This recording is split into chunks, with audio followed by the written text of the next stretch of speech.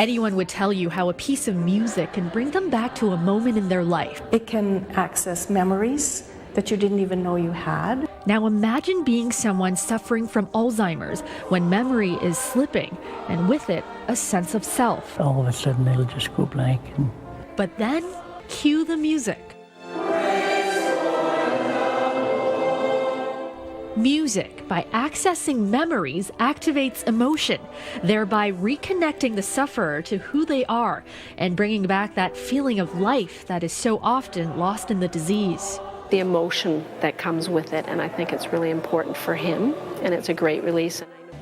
Jessica Grahn is a neuroscientist at Western who studies the brain's response to music. Music, because it activates emotional centers in the brain, frequently, particularly when you experience it in the context of real life, it can really solidify memories that are experienced alongside that music. Much the way that smell, which we also know activates these very primitive emotional centers, can bring back a memory decades after you've experienced it, and a very rich representation of that memory, all sorts of details. I've heard some of the students say if it's an older song, the person that they're sitting beside might say, "Oh, I remember that song, and I took my first girlfriend out that night." But seeing that emotion behind those songs, and I have no idea, I have no idea what the backstory is, but I can tell that it's there.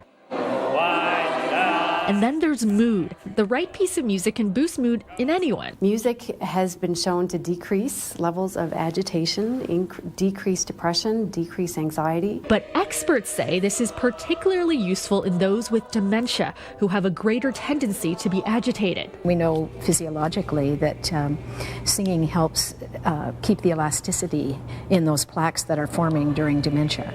So we know that some of the results that happen after they've been singing is that up to 4 hours of relief or up to 24 hours of relief, that people are calmer. That boost in mood can also lead to boosts in cognitive function and thinking ability. But beyond all that, we do make sure there's new songs, so it's not just to sing along, and that the people with Alzheimer's have the chance to learn something new, and they do. With a little bit of help. What's the most challenging part? Remembering words of the pieces. Glenn helps you with that. Oh yeah. Young and old, side by side. Music as a universal language is never more evident than in this choir. A choir that is giving those suffering from dementia a way to reconnect with themselves while connecting with others. A place that Stuart simply calls heaven. Yuen, CTV News.